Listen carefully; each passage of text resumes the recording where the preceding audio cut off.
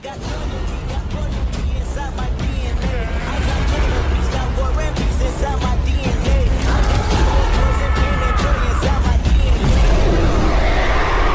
Hello and welcome back to my channel, FIC Fantasy. Today, we're kicking off the first part of our series, What If Tanjiro Was a Demon Instead of Nezuko? The author of this story is RubyLarkspur21 from AO3.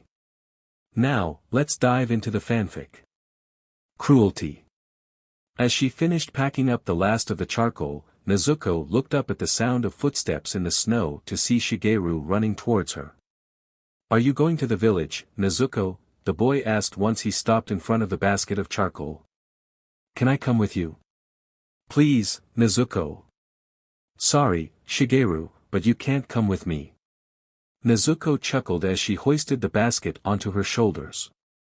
"You know I'm not as strong as Tanjiro, so I won't be able to carry you and the charcoal if you get tired," she added before turning to their mother, Ki, after hearing her sigh. Ki approached Nezuko with a tired smile. "Come here, Nezuko," she said quietly as she pulled up a section of her smock and wiped away the soot on Nezuko's face. "There we go. A young lady like you shouldn't have soot all over her face." "I know, Mom, but it was going to happen anyways." Nezuko replied with a sheepish smile. "Are you sure you're okay going into town all by yourself?" Ki asked. "With the cold, I'm a little worried about how you'll fare." "I'll be fine, Mom. I want to help as much as I can, especially while Tanjiro works on getting rid of his fever. You know he'd do the same if he was up for it." Nezuko countered before Hanako and Takeo rounded the corner and also begged to go with her. Their mother quickly shut down the idea, reminding them that Nezuko wasn't taking the cart. "Plus, I need some help with the chores," Ki added. "Especially since Tanjiro is still under the weather. I need at least one of you to make sure he doesn't overexert himself and make this fever worse than it already is. Now that he's getting better, I want to keep him on the mend. But don't worry. I'll bring back goodies for all of you from town." Nezuko told her little siblings, eliciting excited smiles from the younger Kamado children. "Now, all of you have to be on your best behavior while I'm gone, okay?" she added, getting 3 affirmations before her younger siblings left. Nezuko shook her head with a fond smile, then turned to the house. "Are you just going to stay there, hoping I don't notice?" she asked, raising a brow as her older brother slowly opened the door with a sheepish smile. "Tanjiro," their mother sighed. "You have to rest, dear." "What are you doing up?" she asked, moving to guide Tanjiro back inside. "I'll go back to bed." Tanjiro assured her, whatever he was going to say next got cut off by a coughing fit. Nezuko rushed forward to try and usher him further into the house, only stopping because she didn't want to put the charcoal basket down or bring it inside. "You really should keep resting," Nezuko told him. "You're getting better. Being up and about is only going to slow things down. Or make them worse."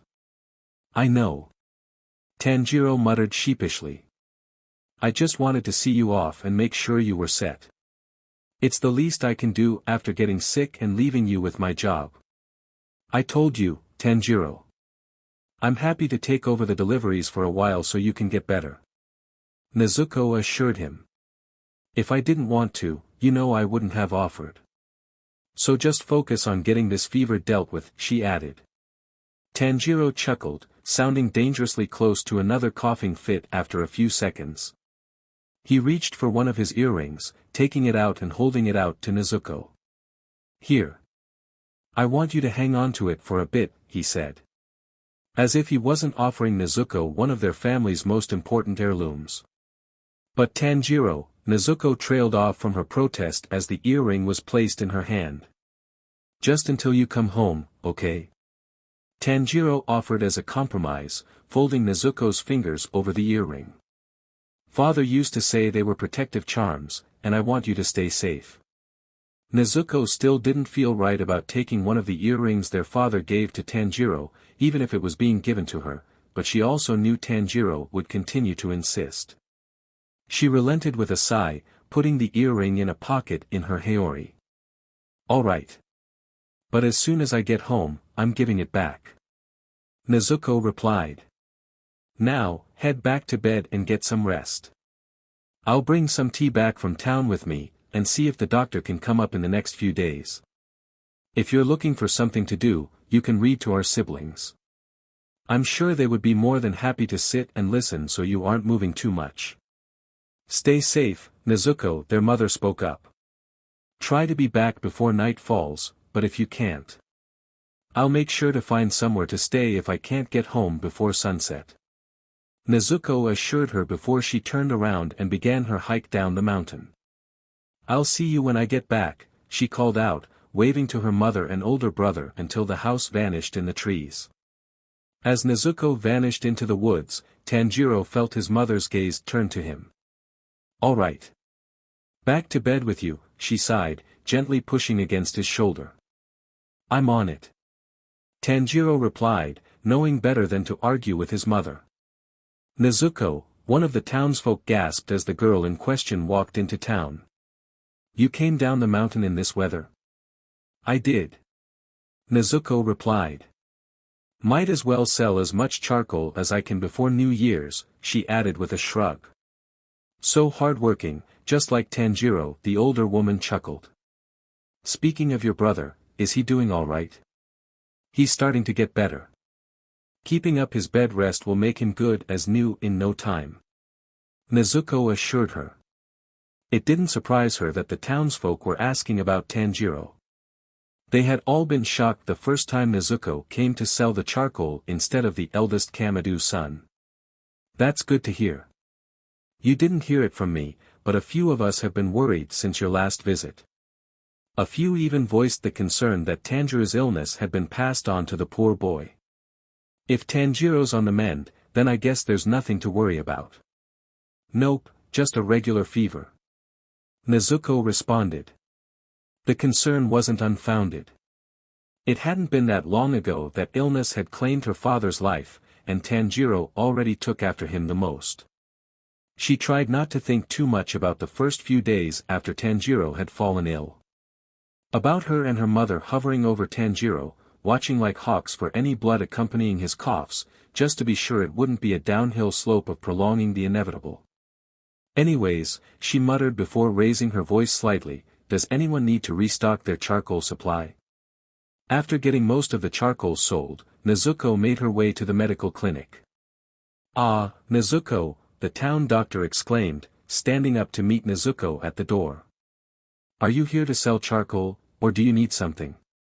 Could I exchange some charcoal for a checkup on Tanjiro? Nezuko offered. He's getting better, but I was hoping you could make sure we were doing everything we were supposed to. Oh, no need for the exchange, Nezuko. I owe your brother at least one favor, the doctor chuckled.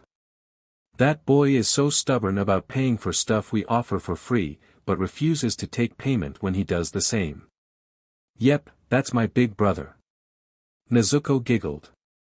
His hard-headedness was both a physical and metaphorical trait. When do you think you could make the trip? I'll make some free time to come up as soon as I can. Shouldn't be more than a couple days. And if you've still got some charcoal, I'll take some off your hands, the doctor replied. Nezuko smiled, happy to oblige. By the time she was able to head back up the mountain, Nezuko was happy to know she had sold all the charcoal she brought. She had even gotten some extra money for doing some quick tailoring and seamstress jobs around town. The contents of the basket were now treats for her younger siblings and some tea she would make sure Tanjiro had before the doctor came up the mountain. Nezuko. She turned to the source of the voice, Saburo. You're not going back up the mountain at this hour, are you? He asked, prompting Nezuko to look at the sky and see that the sun was setting. I didn't realize I was out for so long. Nezuko thought before turning back to the man. I want to get home as soon as possible. Plus, I know these mountains like the back of my hand, I'm sure I'll be fine, she assured him, turning to resume walking when Saburo called out to her again. Nezuko, you are not going to walk up the mountain at this time. It's too dangerous, he told her. Spend the night, then you can head home at first light. That's very generous of you, but I couldn't. Nezuko. There could be demons wandering around. I won't let you go up the mountain while it's dark. Even if I have to drag you in here myself, young lady. Saburo insisted, something in his expression leaving no room for argument.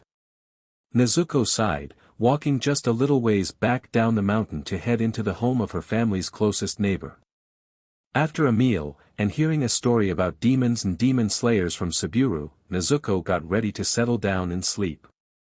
Demons don't exist, right? Nezuko thought as she untied her hair from its bun. As she braided it, her mind drifted to her grandmother. She could recall her mentioning demons in stories before passing away. But surely, they were just that, stories, fairy tales meant to keep little children from wandering off at night. Right? Tying the end of the braid, Nezuko shook her head before lying down on the futon that Saburo had pulled out for her. Demons aren't real. Nezuko assured herself as she drifted off, planning to get up and go home as soon as the sun was up. But, if demons weren't real, why did a pit form in her stomach when she tried to reassure herself of that? Tanjiro, his mother spoke up, a slightly scolding tone to her voice. You should be resting inside, young man. The cold is just going to make your fever worse. Sorry. Tanjiro mumbled. Just worried about Nezuko. The sun set, and she's not home yet. She probably had a busy day in town. Ki replied, placing a hand on his shoulder. You know the townsfolk won't let her get hurt. She's probably staying the night somewhere else, like she promised she would. Even if she did decide to climb the mountain at this time, I doubt Saburo would let her past his house. She'll be fine. Right. Tanjiro said with a nod. He had stayed the night with Saburo plenty of times, Nezuko would be in good hands. Now, let's get inside. You are going to sit in front of the fire to warm up before going to bed. And I want you to rest, Tanjiro. I know you want to help, but it's important for you to get better. You'll be able to do more once you're fully recovered. Ki sighed. Tanjiro carefully stood up from where he was sitting on the engawa, and turned to join his family inside. I'll try, Mom. Tanjiro replied. Sleep is the best medicine, Tanjiro. It's okay to look after yourself first every now and then, she chuckled. As she reached for the door, Tanjiro turned around to take one last look for the oldest of his younger siblings. As reassured as he was, he worried about her out of habit.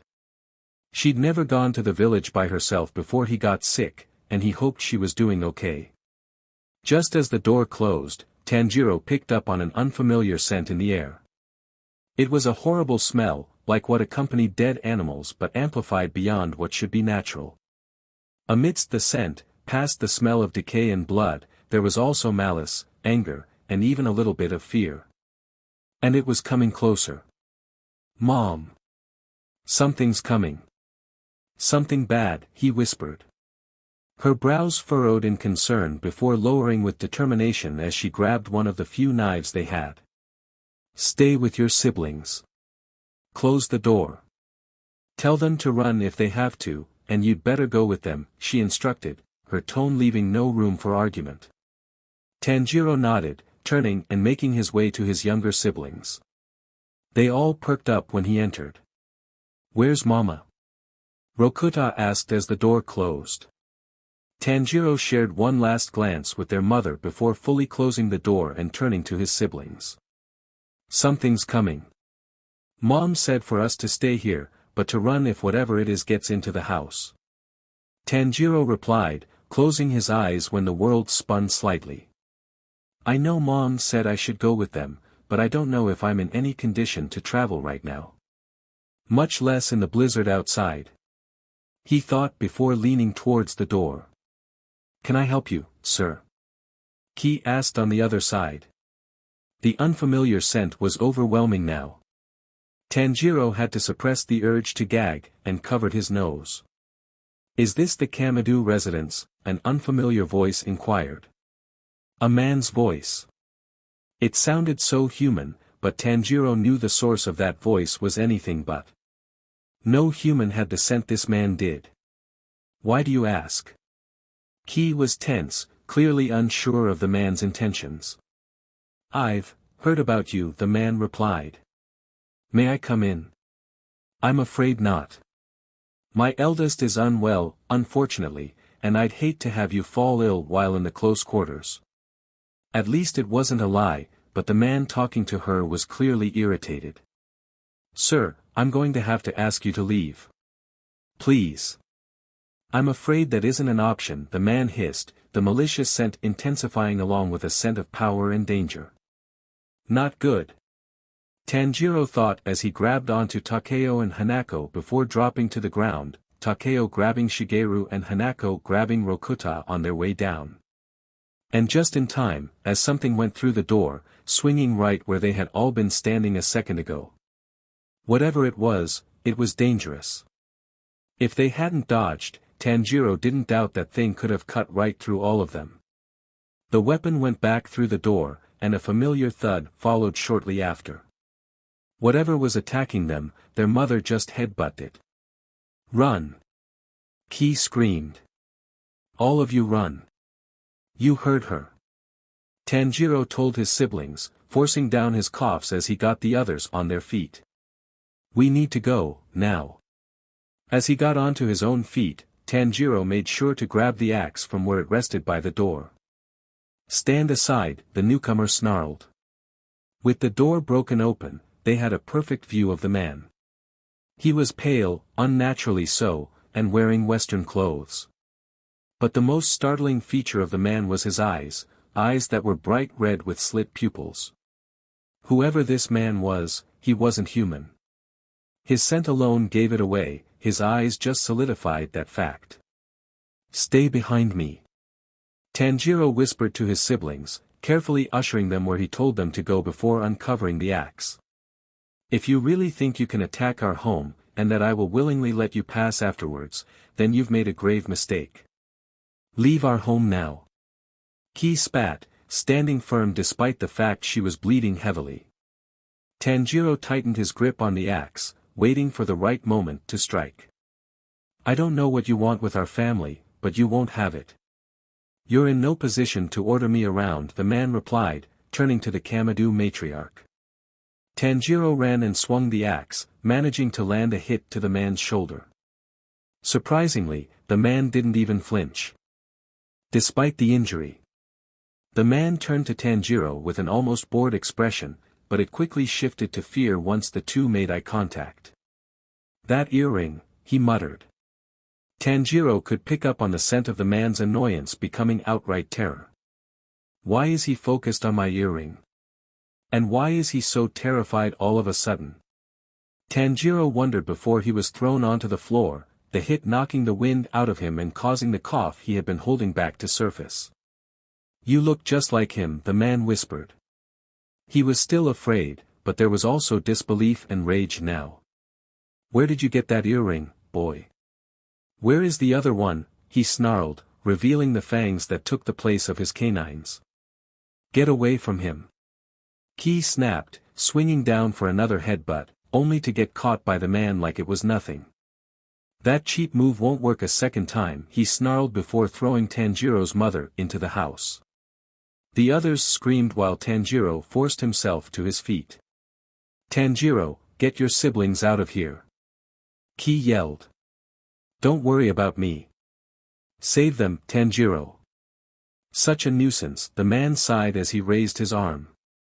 The hand morphed into a fleshy whip, and swung towards Hanako. Tanjiro watched his mother dive in the way, but it was pointless. The sharp end went right through her and Hanako, pinning them both to the wall. We'll see what results tonight yields. So long as you sun breathers are no longer a threat. Results? Sun breathers? Threat? Tanjiro wondered. How was a family of charcoal makers a threat to this man? One thing was clear, though, this attack was planned. The man. The monster turned around, and Tanjiro lunged. He managed to tackle his brothers to the ground, and quickly picked up Rokuta. He turned to Takeo and Shigeru, who were both staring with wide eyes at the creature attacking their home. "What do we do?" Shigeru asked. Tanjiro tried to think of an answer, but couldn't come up with anything. What could they do against this creature, whatever he was? The monster watched them for a moment with a terrifying smirk. "Stay behind me. All of you." Tanjiro whispered as he put Rokuta down, putting himself between his brothers and the creature attacking them. This thing seemed more focused on him than the others. Tanjiro hoped he could use that to let the others escape. "How touching," the monster chuckled mirthlessly. "But it's futile. None of you are any match for my power, even if you're descendants of that man." "What is he talking about?" Tanjiro thought. Before he could even blink, the monster was right in front of him. On impulse, Tanjiro did the only thing he could think of, and swung forward as quickly as he could.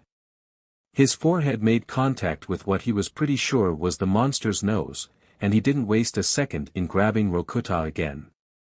"Run," he yelled, barely ducking under another attack. "You really think you can get away from me?" the monster sighed, his arm forming another flesh whip while he swiped at them again. The scent of blood intensified, and Tanjiro made the mistake of turning around. Takeo and Shigeru didn't even make it outside. "Oh, how far your revolting bloodline has fallen," the monster said.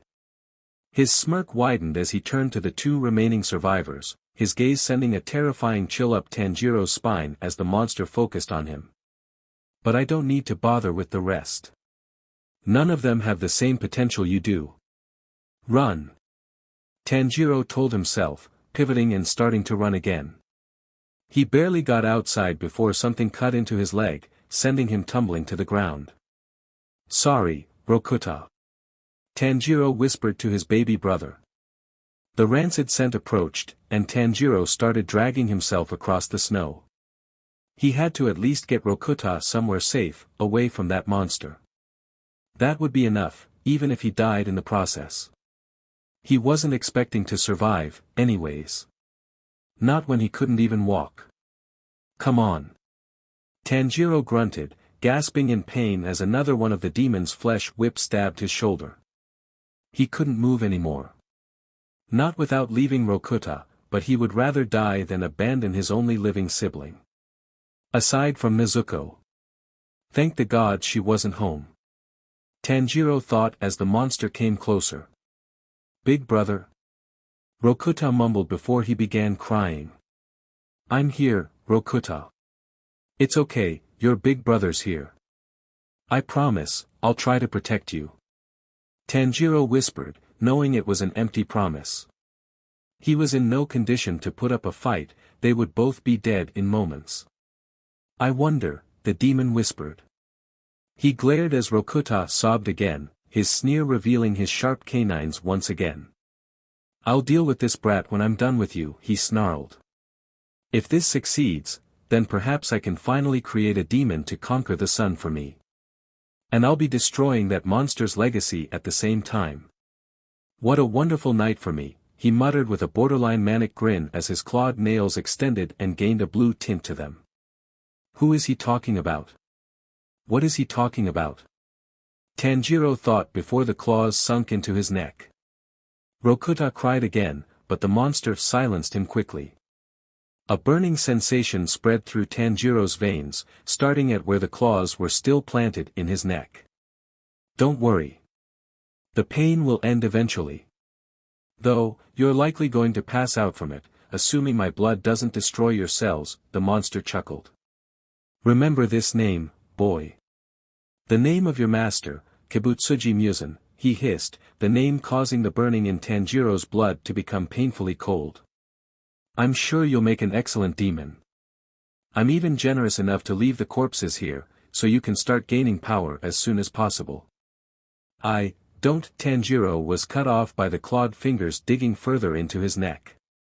"It's not like you'll remember them when you wake up. You'll be too hungry to even think about them. If you survive receiving this much of my blood, then you'll have plenty of food." Kibutsuji replied with a malicious grin. I'll be sure to come back when you're done. Assuming you survive until tomorrow night, of course. Then I'll erase all your memories of your human life, and make you loyal to me. And once you conquer the sun, I will become a being of true perfection, he added before withdrawing his claws and stepping away from Tanjiro. Until then, enjoy your meal when you wake up, sun breather. Memorize the scent. Memorize the scent. Tanjiro told himself, inhaling as deeply as he could despite the blood clogging his throat and the pain trying to force him to pass out. Not that it would do much, he wasn't sure he would even live to see the sun rise. He was in agony from whatever Kibutsuji's blood was doing to him. It was like Tanjiro was burning from the inside, surely he was dying from whatever was happening to him. But if he did survive, he would find the monster who attacked them. He would find Kibutsuji Muzan again, and make him pay. Kibutsuji Muzan. Telling me your name was a mistake. I will remember it, and I will never forgive you. I will find you, and you will pay for what you've done. As unconsciousness claimed Tanjiro, he could only pray in silence that Nezuko was safe. And if she was dead too, then he hoped it had been less painful than the fire that was flowing through his veins right now. As the pain persisted, even while the world faded to black, Tanjiro waited for death to take him like it had taken the rest of his family. It would be better to die than wake up with no memories and eat his family, as Kibutsuji had suggested he would. As the boy fell unconscious, Muzan smirked. If he survives, I could finally get the power to conquer the sun. He thought. He had given the boy plenty of blood, enough that Muzan wasn't certain he would survive the transformation, but it would be worth the risk if it all went well. It would be revenge against that man, and Muzan could finally achieve true immortality. One thing that concerned him, however, was the absence of the second Hanafuda earring. At first, he considered that one had been lost over time, but he hadn't missed the open piercing. One that was going to heal over at any moment. The other earring was somewhere, but he couldn't waste time searching for it and a potential wearer. A glimpse to the east revealed the sun was rising, he would have to leave before he got caught in the light. Muzan took one last look at the newest of the demons he had made. It seemed the transformation was going well, his blood wasn't destroying the child's cells. Of course, he knew the twitching and convulsing were normal. After all, having one's cells torn apart and made anew could hardly be a painless process, especially with the amount of blood the boy received. Muzan couldn't help but scoff as the newly turned demon maintained his hold on the smaller child, though. It was pointless to him. But he wasn't going to waste time wondering about it. His work was done. All he had to do now was wait for the newborn demon to gain enough power to prove useful. As he walked away from the home of the sun breathers, however, Muzan felt a faint sense of foreboding. He brushed it off as nothing more than old memories surfacing. He had eliminated the sun breathers, he had nothing to worry about. Nezuko startled awake, gasping for breath as the last few seconds of the nightmare replayed in her head. She looked out the window to see the night's navy blue fading from the sky. It was just a bad dream. Probably just me being paranoid after the story Saburo told me about the demons. Nezuko reassured herself, forcing herself to ignore how terrifyingly vivid the nightmare was as she redid her braid and prepared for the hike back home. With a quick goodbye to Saburo, plus the promise to come and visit him with her siblings when the weather was nicer, she began walking. As she approached her home, Nezuko felt a chill race up her spine. A chill that had nothing to do with the cold. Something had happened. This was nothing like any of the times she had felt it before, it was much worse. As if someone had pushed ice into her veins and left it to freeze her solid. She was so caught up in the chill, she almost didn't pick up on the scent in the wind. The smell was one Tanjiro mentioned smelling right before their father and grandmother's respective deaths. The moment happiness is destroyed is always followed by the scent of blood. Nezuko remembered as she picked up the pace. If the scent was this strong for her unenhanced nose, there had to be a lot of blood. She could only hope it was an animal, but that hope began to dwindle as the smell only got stronger the closer she got to the house with no signs of any dead animals. She arrived home to find the snow covered in splatters of blood. As soon as she reached the door to the Engawa, the first thing that she saw were Tanjiro and Rokuta. Tanjiro was hugging Rokuta, like he was trying to protect the youngest sibling from whatever attacked them. But his efforts were in vain. They were both lying face down in a puddle of blood, with a trail of red leading inside. "No," Nezuko whispered as she dropped to her knees beside her oldest and youngest brothers. "Tanjiro?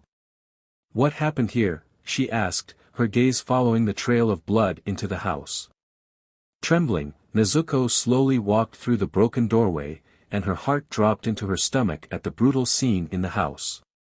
"They're all gone," Nezuko thought before she threw up at the realization of what she was looking at. Her entire family, dead, laying completely still in pools of their own blood. Once her stomach had emptied out the last of its contents, Nezuko hunched over and cried. She was alone, the last surviving member of her family, all because she had been away while her mother and siblings were murdered in the dead of night.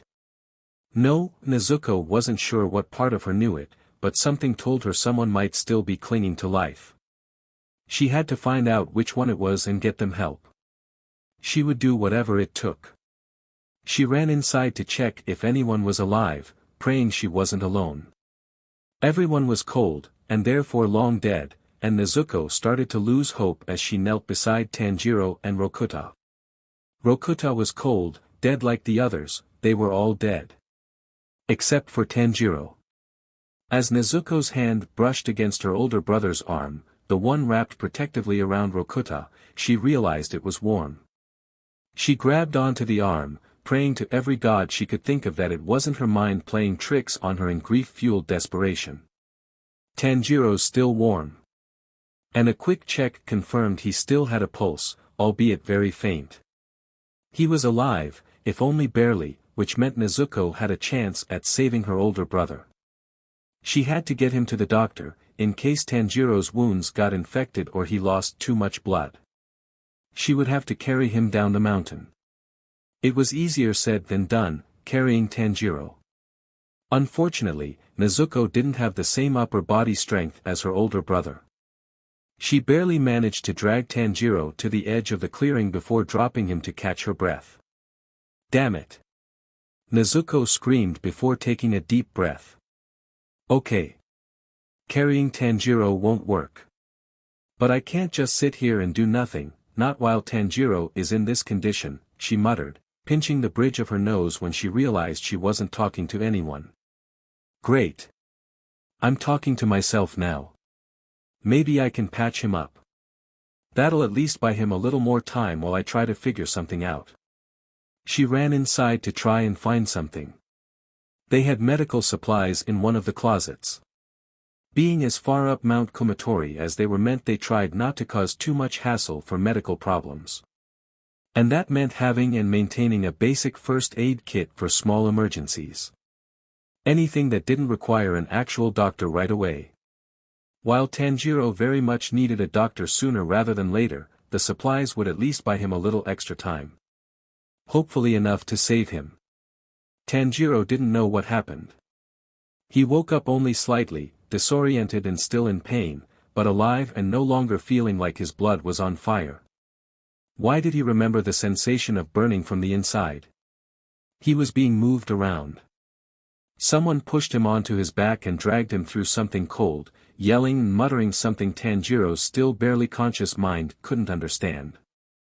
The footsteps of whoever found him faded, and he forced himself to his feet. How could this happen? Nezuko asked herself as she went through the cupboards, trying in vain not to let the blood stain more than it already had. Was it a bear that couldn't hibernate? Was it bandits? Neither of those made sense, though. Even though he was sick, Tanjiro would have smelled the danger long before it got anywhere near the house. What could have possibly snuck up on him, much less until it got to the house and managed to kill everyone else and seriously injure him? A sweet scent was in the air, making him realize just how hungry he was. "You should eat." Quickly, a voice spoke up, one that was unfamiliar but he instinctively knew he had to listen to. Tanjiro followed the scent. After getting the supplies she needed, Nezuko heard growling outside. Is whatever killed everyone back? Damn it. I shouldn't have left Tanjiro outside. She thought, looking around for a weapon. She found the axe, thankfully, and grabbed it before running outside. She forced herself to ignore the blood on the blade, and could only hope it wasn't her family's. She came outside, ready to defend herself, only to see Tanjiro. Tanjiro, who was on his feet and walking, more like stumbling, towards the house. Tanjiro, wait. Nezuko called out. You're injured, you shouldn't move too much. Wait. How is he standing? She wondered, her gaze drifting down to Tanjiro's blood-covered leg. He shouldn't have been able to put weight on it with that kind of wound. What on earth was going on? The scent was close. Someone was talking to him, but he couldn't understand a word they were saying. He was too hungry to care. All he could focus on was the scents in the air, making his hunger more prominent by the second. Something dripped in the snow. Nezuko only heard it because of the silence in the clearing. She turned her gaze back to Tanjiro's face, what she could see of it, anyways. He was drooling. Oh, no. He's already gotten an infection. She thought, walking towards Tanjiro. She stopped in her tracks with a terrified gasp as Tanjiro lifted his head.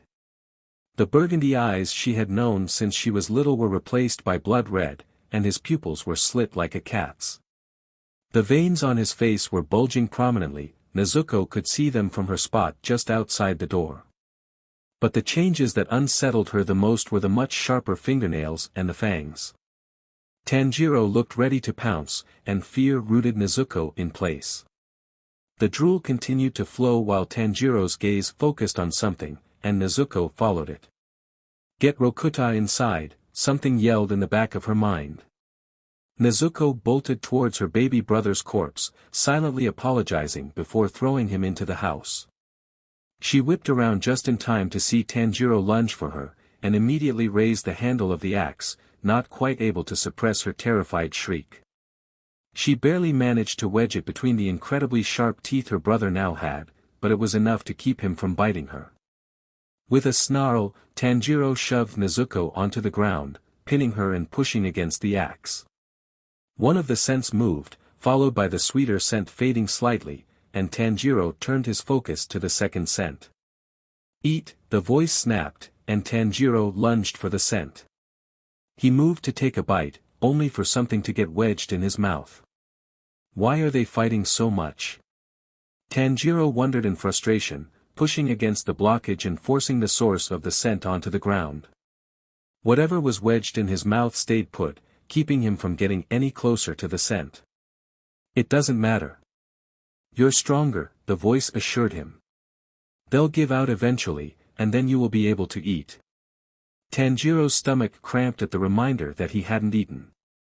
Just a little longer. Damn it. Why am I so weak? Nezuko thought as she struggled to keep Tanjiro back.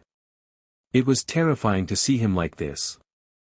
The aggression and bloodlust didn't fit her older brother, not the kind person she grew up with. And what made it worse was that she was losing the fight for her life. She knew she was never as strong as Tanjiro, but it seemed like he had gotten even stronger overnight. Was getting stronger a thing with demons? She tried to push again, but it was useless. If anything, it actively made the situation worse because right after she tried to push him away, Tanjiro started growing to the size of an adult. He was getting stronger, making it even harder for Nezuko to keep him back. I'm going to die. She realized as panic swelled in her chest.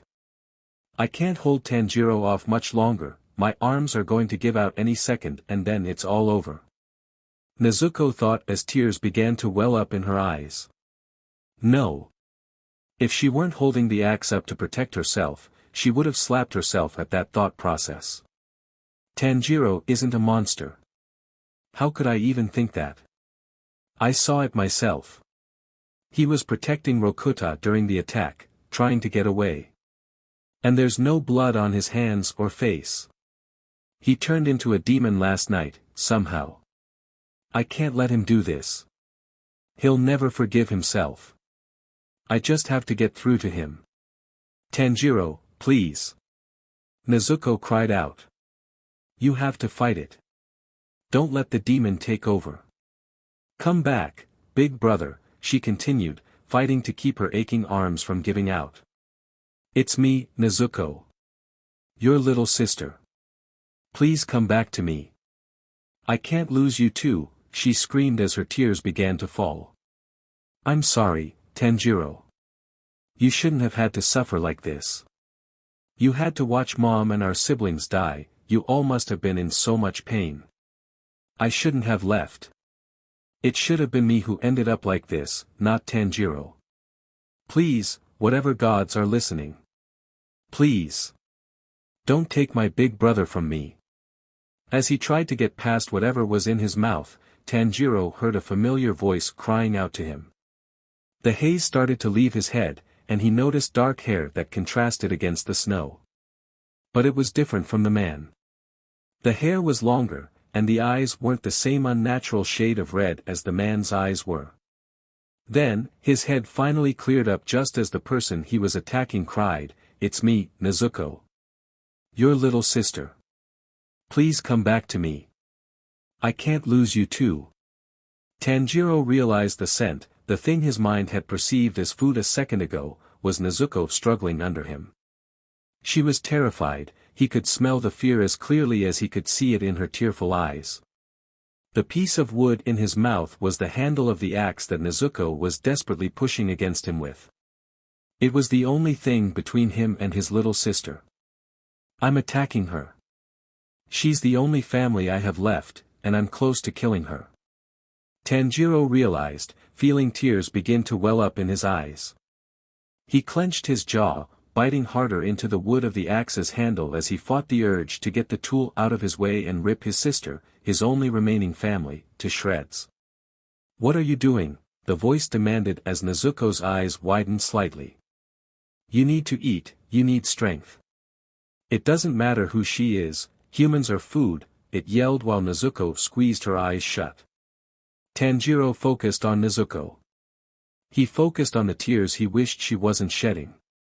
He used her scent, the scent of the mountain wildflowers and a hint of the charcoal that was in all their family's scents, to ground himself.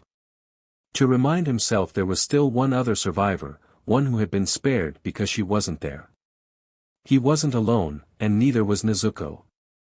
He needed to keep her safe. I will not hurt my little sister. Tanjiro thought. He couldn't bear the thought of losing her, much less the idea of being Nezuko's killer. The voice became painfully loud, demanding he give in, but Tanjiro blocked it out. He wasn't going to hurt Nezuko, no matter who or what told him otherwise. As Tanjiro strengthened his grip on the axe, Nezuko was sure this was the moment she was going to die. He was going to rip the axe out of her grasp and tear her to pieces, she was sure of it, and she closed her eyes in preparation for her inevitable demise. To her surprise, however, a tear landed on her face. That wasn't from me. She opened her eyes and looked at her brother, watching him cry as his growling started to fade into whimpers. Nah. Nizu, Tanjiro mumbled around the axe. The pressure on her shoulders disappeared while Tanjiro began to shrink back down to normal size and took a few steps away from Nezuko. In her shock, Nezuko let go of the handle. He's trying to control himself. He's moving so he doesn't hurt me. Nezuko realized, slowly getting up and reaching out to Tanjiro. Hey, it's okay. I'm okay, Tanjiro. Nezuko whispered. As her hand came closer to Tanjiro, a razor-thin, burning sensation raced across her neck. A flash of red appeared out of the corner of her eye, and she lunged forward to get Tanjiro out of harm's way. The katana that swung for where Tanjiro's neck had been cut off the loose end of Nezuko's braid, but that was better than her brother's head. A gust of wind hit the siblings, throwing the both of them into a tree trunk. Tanjiro took the brunt of it, wrapping his arms around Nezuko as they rolled. He was back to growling and snarling, but this time it was directed to the stranger that had to be wielding the blade that nearly decapitated him. "Do not worry, miss," the stranger said while Tanjiro hugged Nezuko close with a warning growl. "I will get you to safety, just remain calm." "Safety? But Tanjiro's protecting me, and this guy nearly decapitated him." Nezuko thought before remembering that Tanjiro was a demon.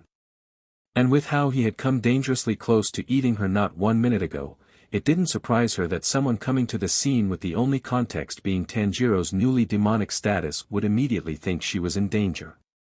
Especially combined with the fact that Tanjiro was acting in a way she saw as him being protective but someone else might see as territorial. Yeah, not surprised this guy thought she was in danger, come to think of it. "Tanjiro," she whispered. "Put me down, it's okay." "I'll be okay, I promise," she added. Tanjiro was reluctant, clearly wanting to protect her, but he let her go and Nezuko got to her feet and turned to the stranger with a defiant glare. Everything about his appearance was fiery, right down to the flame-like hair that would make him stick out like a sore thumb in a crowd. "Are you all right?" the man asked while Nezuko got between him and her brother. She turned her gaze back to Tanjiro, finding the axe still in his mouth. "Miss, I'm going to have to ask you to stand back. That creature is dangerous, I would not want you to get hurt by it." "Tanjiro." "The axe," she whispered. Tanjiro shook his head in protest, clearly wanting to keep the handle where it would keep him from potentially hurting someone. A part of Nezuko was thankful, Tanjiro's behavior meant he had regained enough reason to stop attacking her. The other part was equal parts worried and frustrated. The axe was her only means of defense, even if it wouldn't do much against someone who was clearly trained in wielding his weapon. She turned back to the man. "Sir, I think that there's been a misunderstanding. He's my older brother, and he's not a creature or an it. Ah. I regret to inform you of this, young lady, but that is not your brother." "Not anymore," the man stated, though his smile remained in place. "He has been turned into a demon, and I doubt it will consider your familial bond before devouring you at the first opportunity." "But he recognized me, I swear." Nezuko countered. "I don't know how it happened, but it is quite simple, really. His wounds were brought into contact with demon blood. That is how these monsters multiply," the man said, raising his sword. "Okay, so this isn't something that happens naturally." Nezuko thought, holding back a sigh of relief. Now was not the time to celebrate the fact her family didn't have a secret demon ancestor, or something like that. She had to protect Tanjiro. She wasn't losing the only family she had left. "I am truly sorry," the man sighed. "But for everyone's safety, especially your own, I will have to decapitate that demon. If it is any consolation to you, I will grant what little is left of your brother the most painless death I can to ease both your suffering and his." "Tanjiro hasn't killed anyone," Nezuko protested.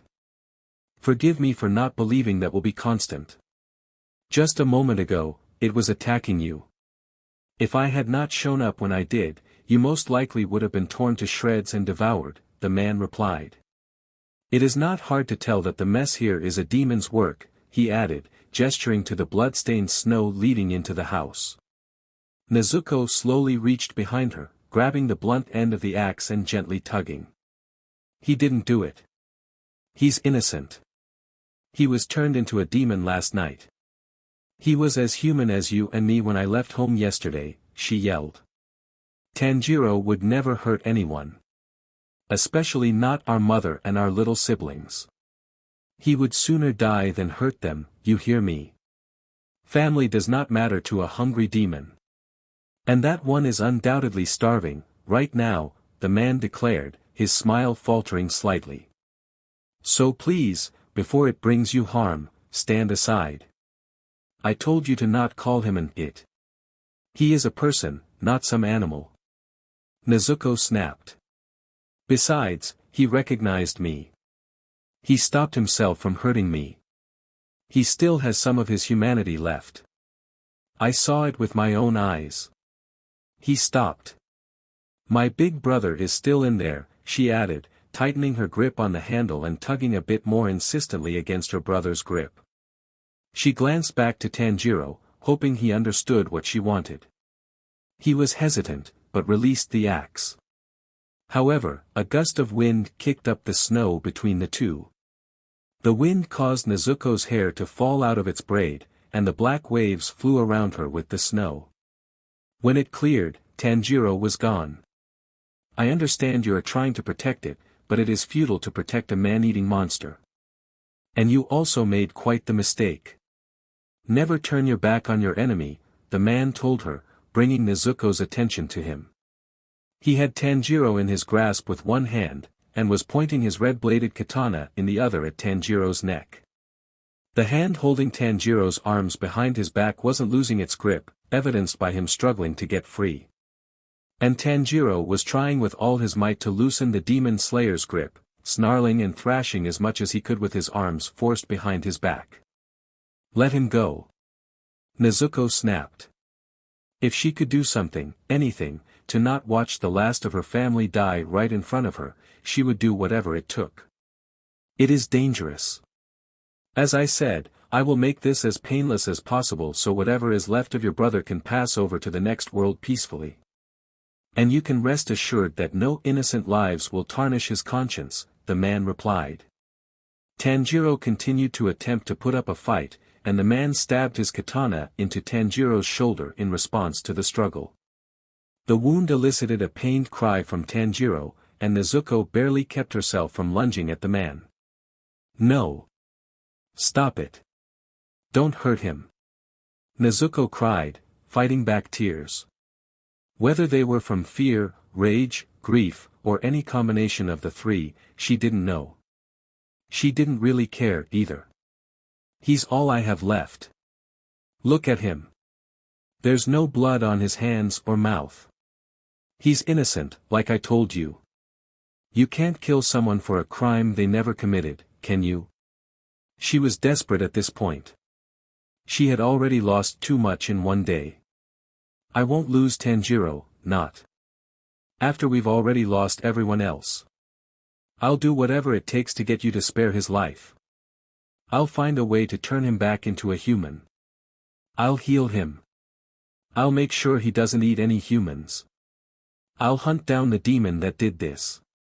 Just don't kill my big brother. Turning a demon back to a human. I'm afraid that is impossible.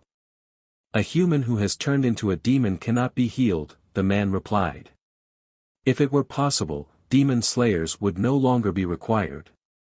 He withdrew his blade from Tanjiro, raising it to cut off Tanjiro's head. Tanjiro responded by jerking even more against his captor, his growling becoming less enraged and more distressed by the second, but it was no use. He couldn't escape, he was going to die. Panicking, Nezuko looked for something to throw.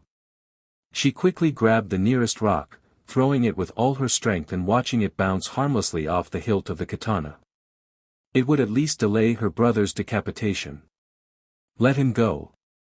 I'm not quitting until you let him go, she yelled before another wave of snow blocked her vision. Hopefully this guy can't see through it either. She thought as she ran behind the nearby log pile, picking up another rock on her way. Alright, Nezuko. Just think. What would Tanjiro do if he was in my place? She needed a plan, and fast.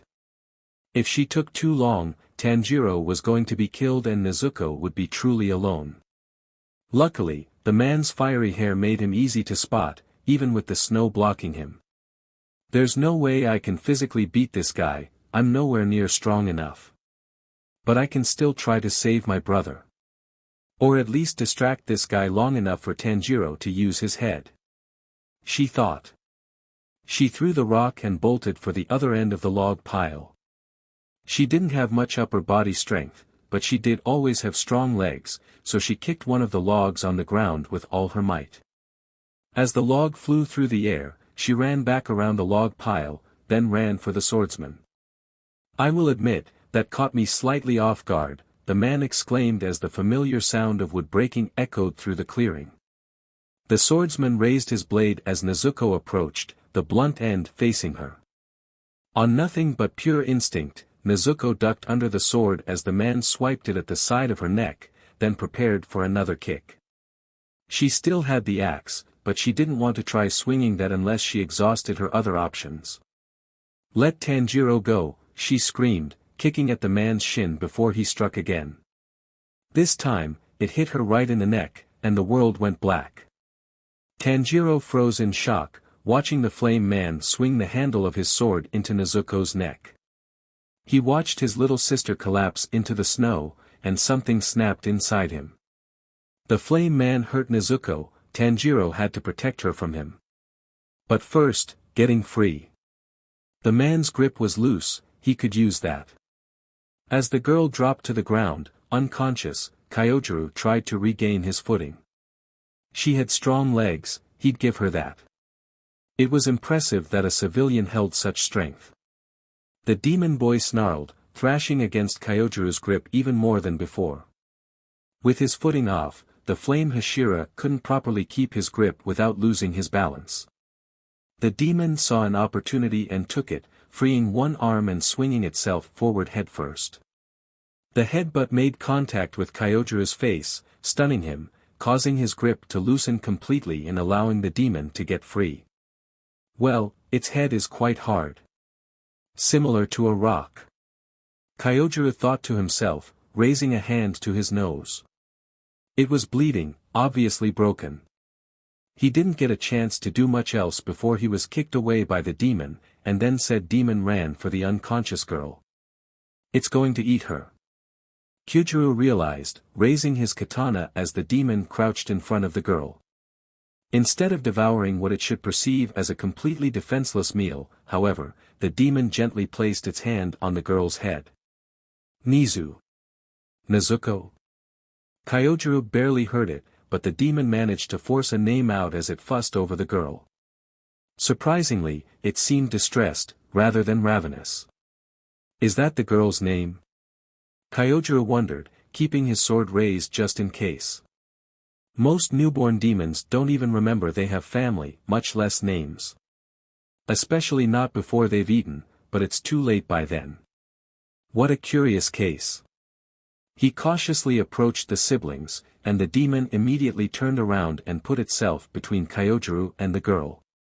"No, the demon," the boy snarled, his blood-colored eyes trained on the flame Hashira. His stance was defensive, and he was keeping himself firmly between Kyojuro and the girl, growling all the while. What further confounded Kyojuro was that the boy was keeping prey behind him. Most demons crouched over their prey, especially newly turned ones that were desperate for food, to keep it in easy reach and prevent any escape attempts. The girl had insisted the demon that was once her brother still had some humanity left, and Kyojuro began to wonder if she was right. But others have said the same thing, only to end up as their family's next meal. Kyojuro reminded himself, continuing to watch the boy. His stance wasn't the same kind of defensive as a demon guarding its prey. It was more like he was protecting her. And after Kyojuro knocked the girl unconscious and stabbed the demon, a part of him wasn't surprised the demon boy saw him as a threat. The demon stayed in place for another second before leaping at Kyojuro. "He is trying to intimidate me, so I stay away from the girl," he noted as he easily dodged the claws swiping for his face. As a newborn demon, the boy was moving on still developing instincts and nothing else. If he wanted to, Kyojuro could easily decapitate him. The demon jumped onto a tree behind Kyojuro. "I wonder, maybe these two are different," he thought, turning around as the boy lunged. He jabbed at his neck, letting the boy drop to the ground before walking away to find some supplies. "We're sorry for leaving you, Nezuko," her mother's voice whispered. "Take care of Tanjiro, all right?" Nezuko opened her eyes slightly, turning to an unfamiliar presence.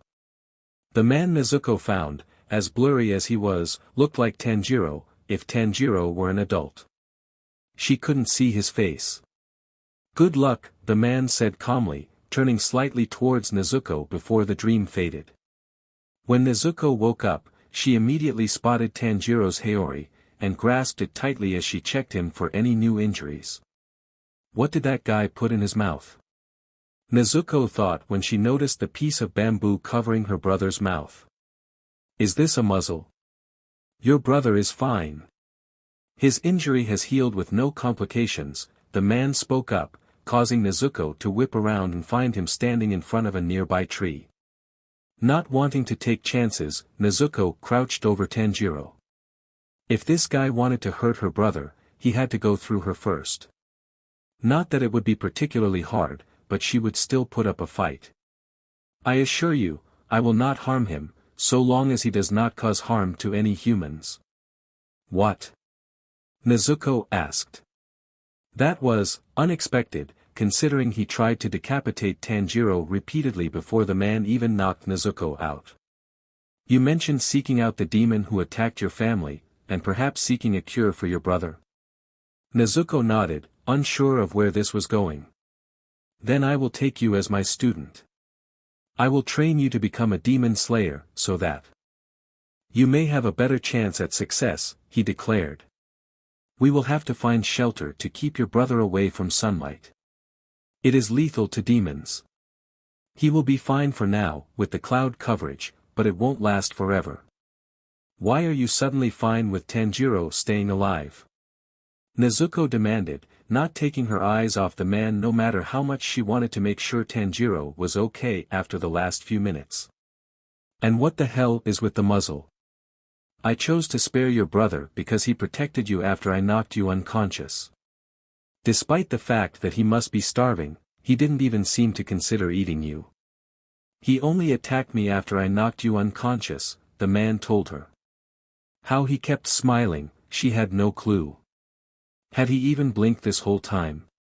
As for the muzzle, it is a precaution. If he does lose control, that will at least slow him down. Do not remove it, he added. Nezuko glared at him, upset that her big brother was being treated as little more than a wild animal. But she obviously had little choice in the matter. Now, we must make preparations. It is a few days' journey to my estate. Before we go, Nezuko exclaimed, getting the man's attention. Can we at least bury my family? Please. I don't want the bodies to get eaten or rot. Of course, the man replied. Thank you. Nezuko whispered before she turned to Tanjiro, helping him sit up as he regained consciousness. Are you okay, Tanjiro? Tanjiro hummed in reply. Nezuko sighed in relief, hugging her brother.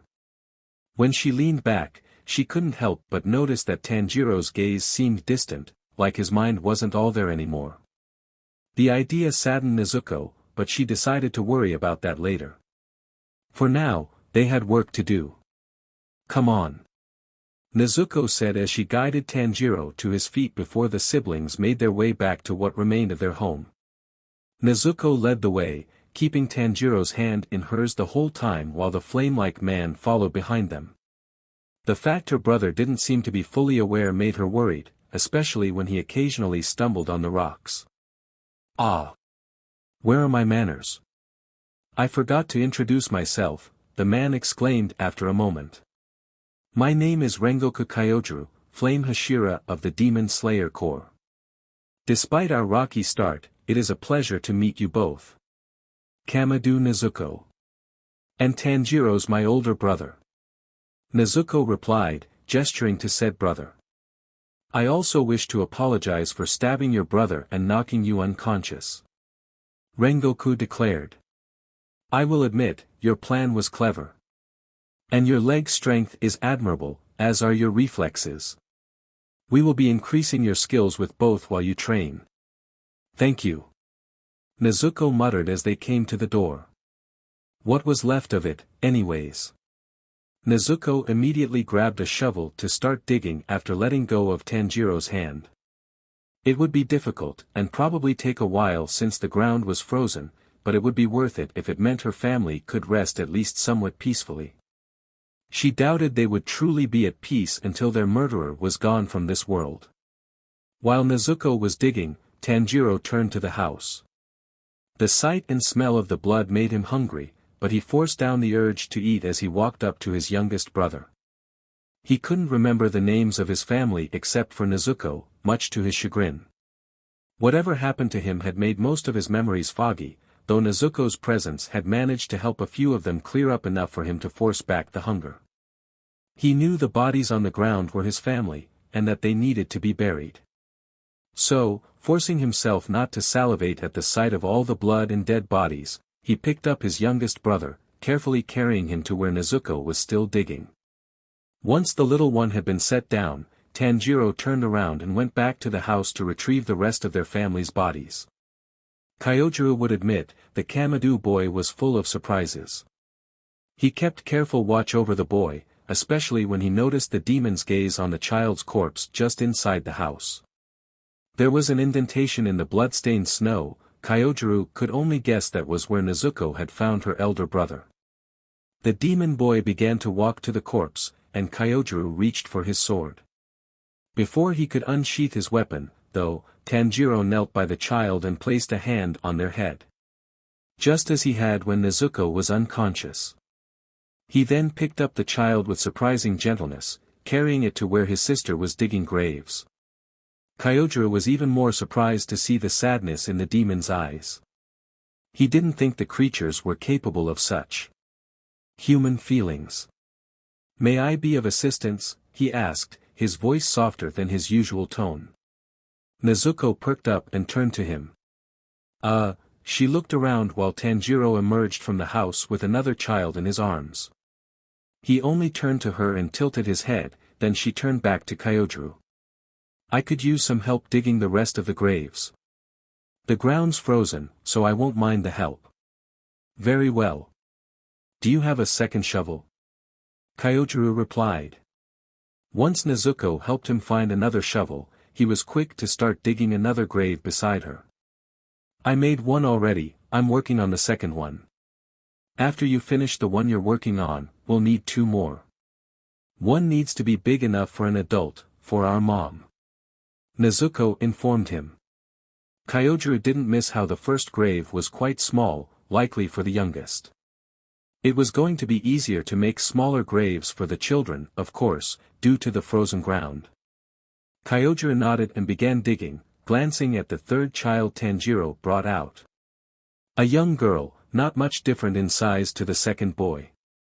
Once the graves were dug out, Nezuko turned to her family. She had to clean the blood off before burying them, it would be disrespectful to leave them in their current condition. So she melted some snow into a bucket, grabbed a cloth, and knelt next to Rokuta. She really hoped the injuries weren't too brutal, so she could try and keep her mind off the fact that almost her entire family was dead. She had been prepared for the loss of her father, the family had been expecting his death for a while before it actually happened due to his illness. Not like her mother and siblings. She doubted anyone could have predicted a demon coming in and slaughtering her family in the dead of night. She didn't doubt that, had Tanjiro not been turned into a demon, he would be dead too. Both a blessing and a curse. Nezuko thought before she began cleaning up the blood on Rokuta. While Nezuko started cleaning the blood, Tanjiro let his mind wander. He wanted to piece together his memories, maybe figure out what happened. It didn't last long before he picked up on a new scent that was slowly getting more and more intense. He turned to Nezuko, somehow knowing the scent was coming from her. She was muttering something he couldn't understand, but her scent made her feelings clear. She was angry, but also afraid. Fear didn't belong in his sister's scent, neither did anger of this intensity. Maybe the monster that attacked their family was still nearby. If it was, he had to find it and keep it away from Nezuko. Kyojuro was searching the area for any sign of another demon being nearby when he heard growling. He whipped around to see Tanjiro turning his gaze every which way, pupils slit and veins bulging ever so slightly while his nose twitched. But his gaze never landed on Nezuko or the corpses she was cleaning. What has him so aggravated? Kyojuro wondered. No bite marks. Nezuko muttered as she kept wiping away blood. Kyojiro could see how tight her grip on the cloth was, and he turned to the cleaned bodies. True to her word, there were only lacerations and stab wounds, none of which had the same pattern or depth as what was left by Demon's teeth. And no chunks of flesh were missing either. A demon killing for sport. The most despicable kills by demons are the ones for fun. Kyojiro thought, his smile starting to fall. Of course, that didn't surprise him. Most of the 12 Kazuki tended to kill for sport as well as food, Kibutsuji was likely no different. But this level of carnage. Could this have been a personal attack? I can't believe this. Nezuko exclaimed. All the stories say demons eat humans, but there's no sign that this demon ate anyone, she added. Tanjiro turned around and placed a hand on her head, sliding it over her hair and clearly trying to hum something behind his muzzle. It wasn't exactly on key, but whatever Tanjiro was humming seemed to calm Nezuko down slightly. Her angry glare at the uneaten corpses turned sorrowful, and she started sniffling. She can't be much older than Senjuro, and she is already being faced with such a tragedy. Kyojiro thought as the two siblings embraced. I can't say I have first-hand experience with tragedy at the hands of demons, but I know what it's like to lose a parent. The flame Hashira stood up and approached the children. He knelt in the snow beside them, placing a gentle hand on Nezuko's shoulder. Whatever dam was holding Nezuko's tears back broke, and the poor girl began weeping uncontrollably into her brother's shoulder. We're the last of our family, Tanjiro. Nezuko whispered through her sobs. We're all we have left, so please hold on. Please, big brother, hold on to what humanity you still have. Keep hold of it with all your strength until I find a cure. Tanjiro only responded by continuing his off-key humming and tightening his embrace. Nezuko was thankful she still had her big brother, at least. She wasn't sure what she would do if she lost him too. I will leave you to finish cleaning and burying the bodies. Then you may give any final prayers you wish to offer your family. Rengoku told her before stepping away from Nezuko and Tanjiro.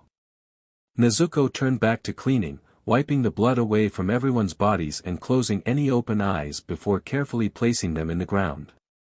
Once that was done, she filled the graves with dirt before clasping her hands and lowering her head in prayer. Take care of your brother, Nezuko, her mother's voice whispered. I promise. Nezuko whispered. I will defeat the demon that did this. I will find a cure for Tanjiro, she added. Say hi to Dad for us, okay, she finished before standing up and turning to Tanjiro. He was staring silently at the new graves, and tears were welling up in his eyes. But aside from that, his expression showed nothing of what may have been going through his mind. We should get you cleaned up. You still have a lot of blood on you. Nezuko muttered, guiding Tanjiro into the house. It took some maneuvering, mostly because Tanjiro was too out of it to actually move without help, but Nezuko managed to get him into the bath. Is there any way I can be of assistance? Rengoku spoke up while Nezuko was scrubbing the dried blood out of Tanjiro's hair. Nope. I've done this before with my little siblings. It's nothing new. Nezuko mumbled, trying not to think too much about everything. The 5 new graves outside, 4 of which were her younger siblings. Her remaining brother, barely functional and not even reacting to the world around him. Washing the little ones was nothing new, but Tanjiro's silence and lack of movement reminded her that their lives were permanently altered. She scooped up some water in the nearby bucket and dumped it over Tanjiro to wash away the soap, being careful so none of the suds would land in his eyes. He's so blank now. Nezuko muttered. Is he going to be like this forever? Until he's human again, she asked Rengoku. I cannot say for sure, the demon slayer admitted.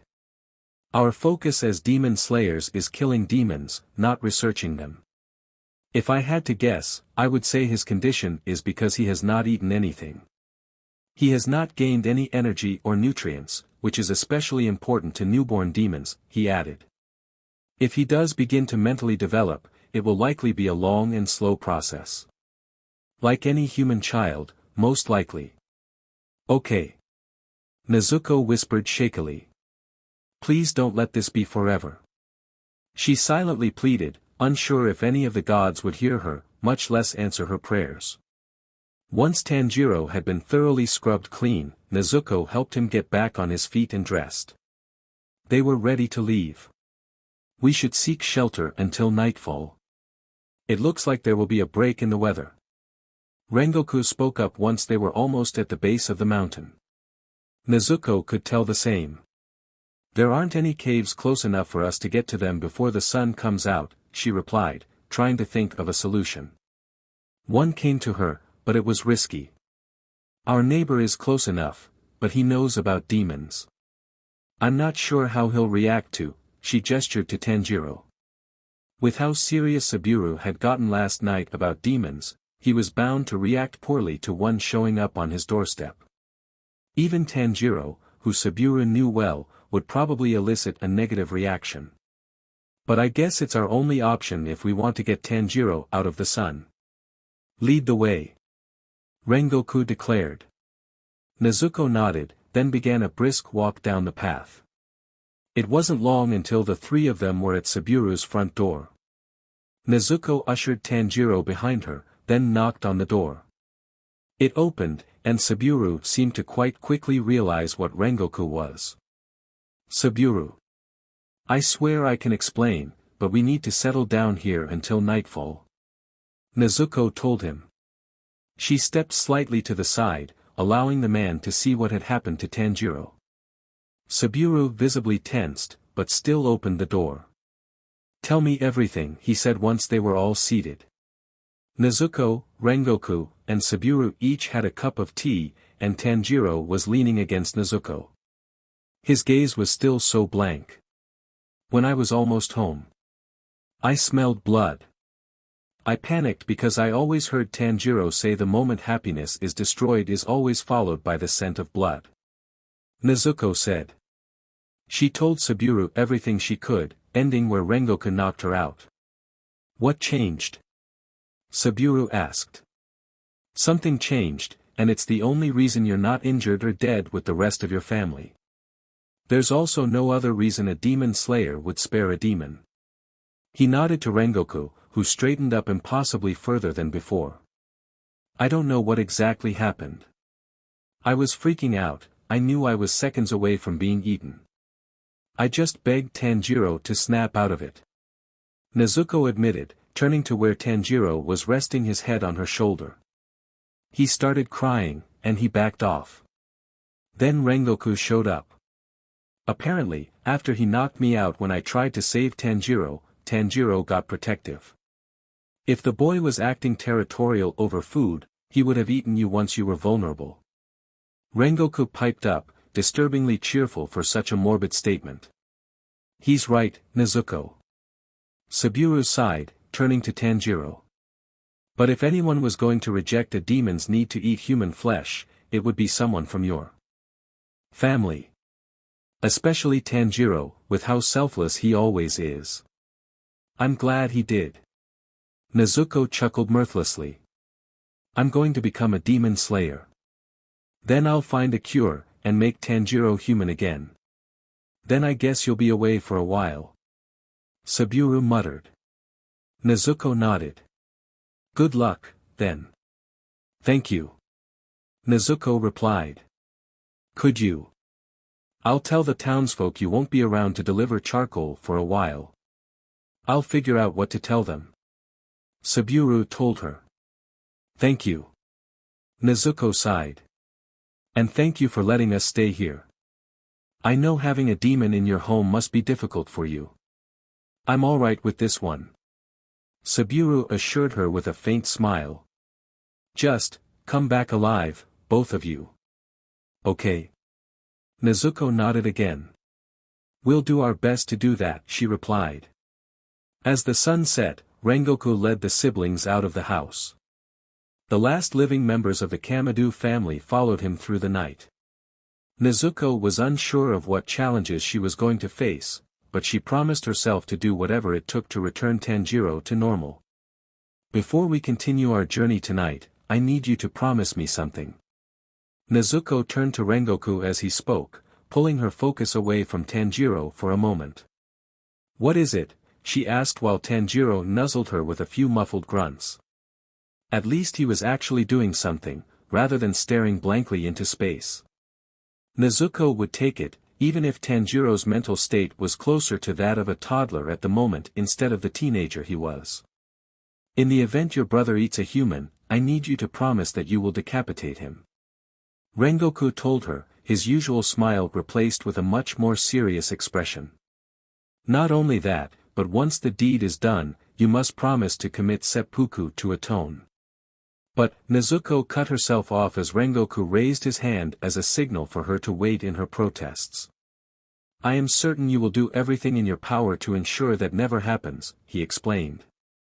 But if he assaults a human, many members of the Corps, including my fellow Hashira, will see the blood of an innocent human as being on your hands as well as your brother's. And your word will not be enough to convince them that his life is one worth sparing. You must be willing to stake your life on this claim, as should I. You don't mean, Nezuko trailed off, the weight of the situation becoming apparent. Yes. If, and only if, Tanjiro assaults a human, then I will commit seppuku as well. I have decided your brother is worth sparing because he refused to harm you. I must also be prepared to take on the consequences if lives are lost due to this decision. Rengoku replied. So, do you accept such a responsibility, Kamado Nezuko? I do. Nezuko answered, straightening up and facing the demon slayer with a determined expression. I will do everything I can to make sure Tanjiro keeps his humanity. But if he loses that humanity, then I will decapitate him and then slit open my own stomach. You have my word. Very well. Rengoku responded, his jovial smile once again in place. Nezuko was still pretty sure he hadn't blinked since they met. She was distracted from her future mentor by Tanjiro flopping so he was across her lap.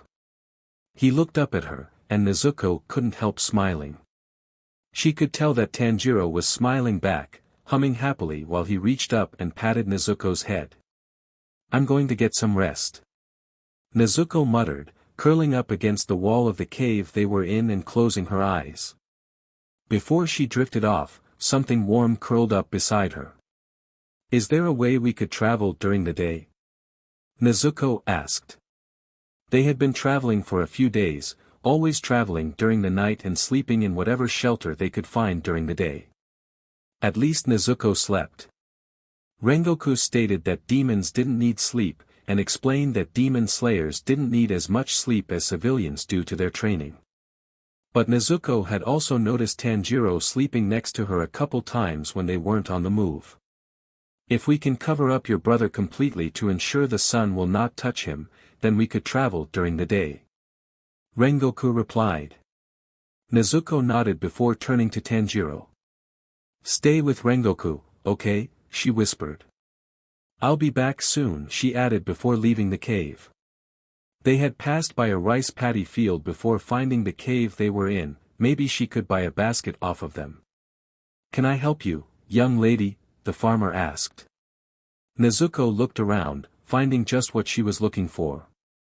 A broken basket was cheap, and she could buy supplies to fix it. Could I buy that basket off of you?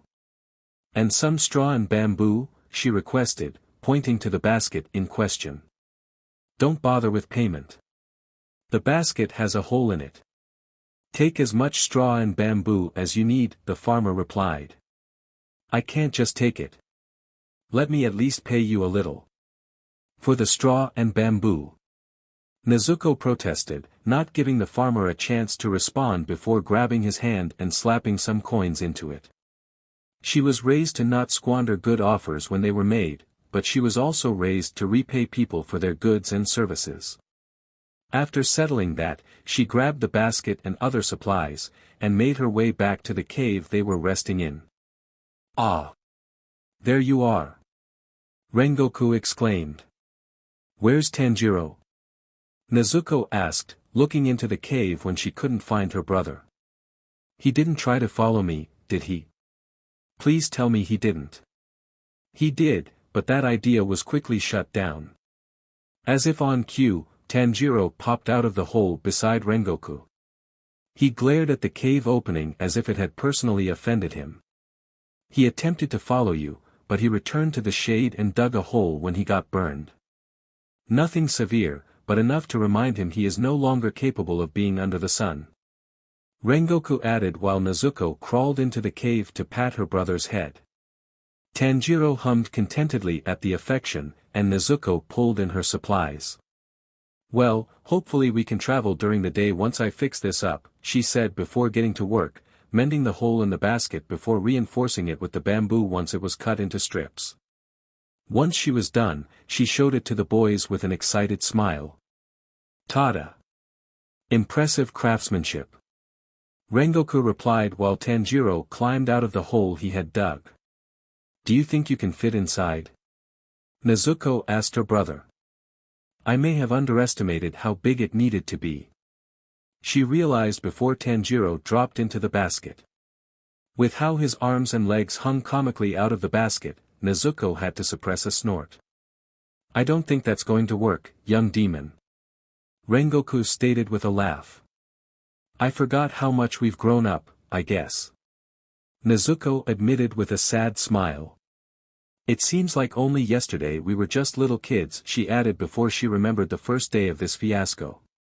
That's it, she exclaimed before turning to Tanjiro. You remember the other day, Tanjiro? When you got bigger? Do you think you could do the opposite, and get smaller, she asked, gesturing to demonstrate her request. Tanjiro tilted his head to the side, then closed his eyes. After a moment, he vanished into his Haori, his head popping out of the checkered material seconds later. He had shrunken down to the size of a toddler. Excellent work. Rengoku declared. Well done, Tanjiro. Nezuko giggled, patting Tanjiro's head. He leaned into her hand, and Nezuko could tell he was smiling behind the muzzle. Now, we just need to cover you up, and we'll be good to go. I'll let you out during the night, if you want to get out and stretch your legs, she added before pulling her own Haori off her shoulders. Tanjiro's only response was curling up and snuggling into his Haori, seemingly falling asleep while Nezuko covered him up. She couldn't help smiling at the adorable sight before she draped the dark fabric of her Haori over her brother. After that, she wrapped the basket up in a sheet she had grabbed, tying it up to keep it secure. Smart thinking, layering materials to keep the sun out. Rengoku told her. I don't want to take more chances than I have to, so I'm going to take lots of precautions. Nezuko replied as she hoisted the basket onto her shoulders. There we go, she whispered before carefully exiting the cave. Nothing indicated Tanjiro was burning, there was no smell of burning flesh or any pained cries, and she sighed in relief that her idea worked. Once Rengoku got out of the cave, they began walking again. Nezuko couldn't deny that she felt just a little safer traveling under the sun's rays. As the last rays of the sun disappeared below the horizon, Tanjiro started getting restless. Nezuko giggled while she set the basket down and pulled away the sheet. All right, Tanjiro. You can be outside now. Nezuko said as she lifted her brother out of the basket, setting him on the ground and letting him return to normal size before they began walking again. Nezuko smiled when she felt Tanjiro's hand carefully grab onto hers. It truly is extraordinary that your brother is able to resist his hunger. Rengoku told her. Before him, I had never met a demon that resisted their new urges. That takes quite the resolve. He's always been stubborn. Nezuko replied. But Tanjiro is also the kindest and most selfless person I know. No matter what, he's always put others before himself. Especially those he cares about, she added with a solemn smile. Then I hope to meet the human version of Kamado Tanjiro, should you succeed in your mission. Rengoku said as the group passed by a temple. Nezuko was about to reply when a faint chill raced up her spine. She almost ignored it and walked away, but Tanjiro didn't move with her. She turned to him, wondering what was wrong. He was staring at the temple up the mountain with wide eyes. Tanjiro? Nezuko gently called out, not getting any sort of reply. She could see Rengoku's smile faltering out of the corner of her eye, but her focus was on her brother. Tanjiro? What's wrong? She asked, only for Tanjiro to let go of her hand and bolt up the stairs leading up to the temple. Tanjiro! Wait! Nezuko called out as she raced to catch up. She barely heard Rengoku calling out to her as she ran up the steps. He could smell blood. Lots of blood. Not to mention the non-human scent, not exactly like the man who killed their family, but similar. It has to be another demon. Tanjiro thought, not even bothering to slide the door open before head-butting the doors off their tracks. He gazed into the building while Nezuko caught up. She was saying something, but he couldn't make out what it was. All he could see was the blood and bodies, and his new demon instincts were begging him to surrender and eat. He was still hungry, having starved himself just to make sure he didn't harm the only family he had left. The unfortunate side effects of that starvation were rearing up now, but he couldn't break Nezuko's promise. So Tanjiro forced himself to stay put, digging the new claws into his palms as they began bleeding and biting as hard as he could into the muzzle without cracking it. He forced himself to not do anything, until he heard Nezuko screaming for help. Tanjiro, you can't go running off like, Nezuko cut herself off with a horrified gasp. The demon in the temple was hunched over multiple dead bodies, clearly eating. What are you doing here, brats? This is my turf, the demon snarled as it turned around to face the siblings. Nezuko tensed up, bringing her hand closer to the axe and slowly pulling it away from her obi before removing the cover. She spared a glance at Tanjiro, and was concerned to see his focus was entirely on the pile of bodies. Drool was pouring out from under the muzzle, and Nezuko was now a little thankful that it was in place. It was probably one of the only things keeping Tanjiro from devouring the dead bodies right then and there. Not good. Nezuko thought as the demon stood up from its meal. Are the two of you, human? It asked, not giving Nezuko a chance to respond before lunging for her, sending them both flying out the doorway. They're fast. No wonder I couldn't keep up with Tanjiro until he stopped. Nezuko thought as she swung the axe at the demon's neck. Blood spilled from the wound, but he didn't seem bothered by it. Nezuko turned slightly to the left, finding Rengoku looking from her to Tanjiro. Her brother was still standing in the doorway, like he was oblivious to what was happening behind him. Kyojiro followed the siblings, finding the doors broken right off their tracks. The demon, clearly responsible for an attack of innocent civilians if the blood on its face was any indication, had just attacked Nezuko. On the other hand, Tanjiro was standing in the doorway, stiff as a board aside from his trembling hands. There was blood dripping off the boy's clenched fists, saliva was dripping off his chin, and Kyojiro could hear his labored breathing. This is bad. Kyojiro thought as the second demon jumped back, blood gushing from its neck. His priority was protecting the living civilians. He'd deal with the aggressive demon, then handle Tanjiro. Not bad, the demon chuckled. But that won't do too much. I can already feel it healing, it added as the blood stopped gushing from its neck. Nezuko raised the axe as the demon leapt, only for flames to slice through the demon's neck and separate its head from its body. As the body began crumbling to ashes, Rengoku turned to the Nezuko. Oh, thank goodness. Nezuko sighed when the head started crumbling away. She turned to footsteps to find Tanjiro running towards her. NMMN.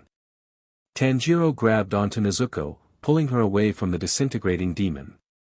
Nezuko stumbled back, unable to take her eyes off the demon as it turned to ashes. One of you is a demon. Why are you traveling with a human, much less a demon slayer? The demon demanded. Did you hit your head or something, you idiot? Humans are food. You're wasting a perfectly the demon was cut off by Tanjiro kicking it into a tree. Tanjiro! Nezuko exclaimed as the last of the demon's head and body crumbled away.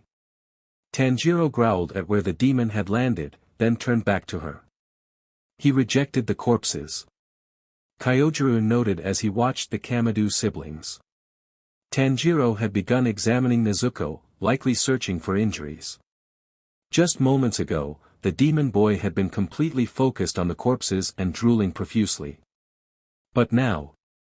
I'm okay, I'm okay. Nezuko whispered. Tanjiro responded with a tight embrace. Kyojiro couldn't see the boy's face, but his body language said it all. Tanjiro was glad his sister was okay.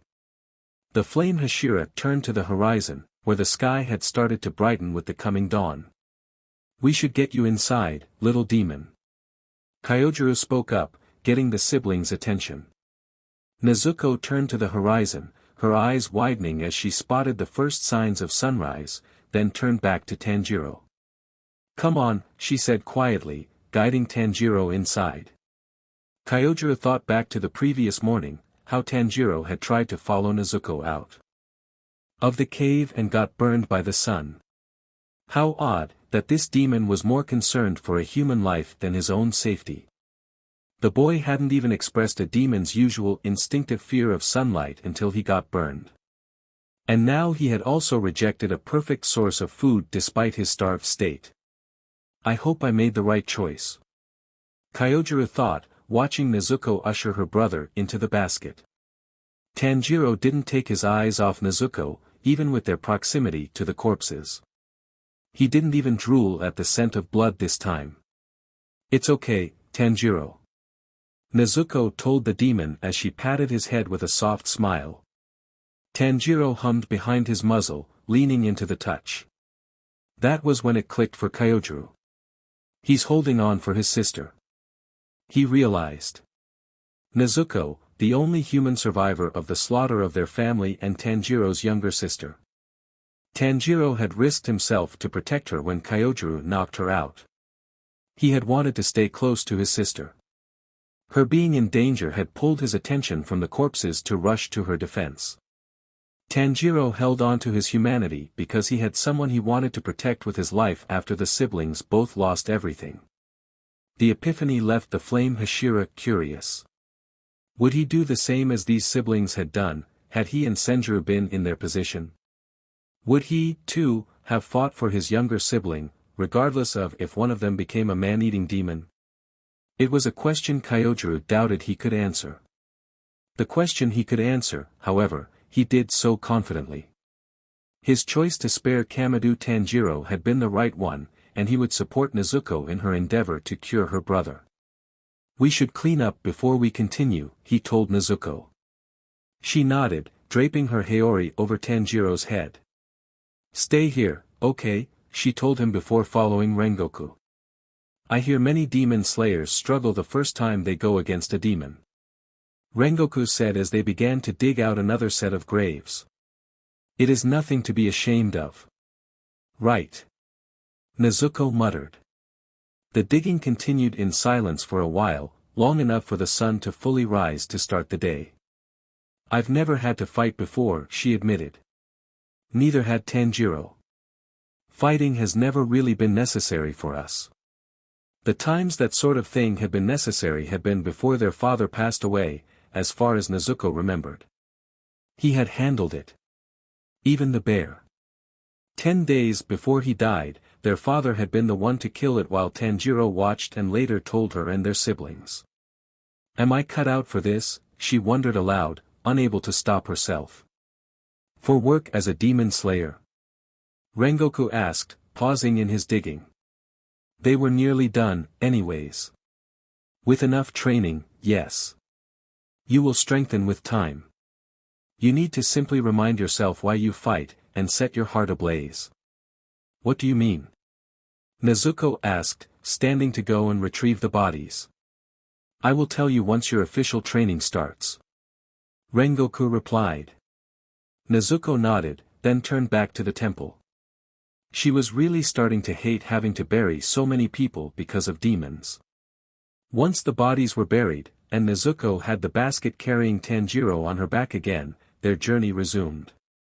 Once they were back on the path, Rengoku took off in a sprint. Nezuko tried to keep up, but she was only able to keep him in sight. And that was while running as fast as she could, gasping for breath and stumbling every once in a while.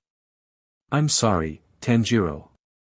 You must be getting tossed around a lot in there," Nezuko thought as the basket holding her brother bounced against her back.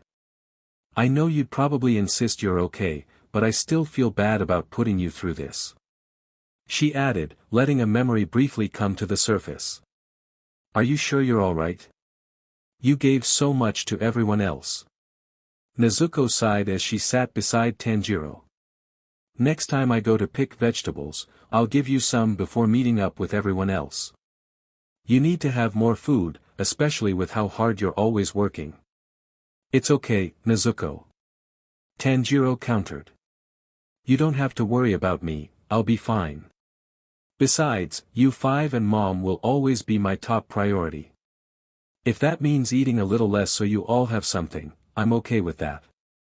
You always put the rest of us before yourself, big brother." Despite her body's protests, Nezuko pushed herself to go faster.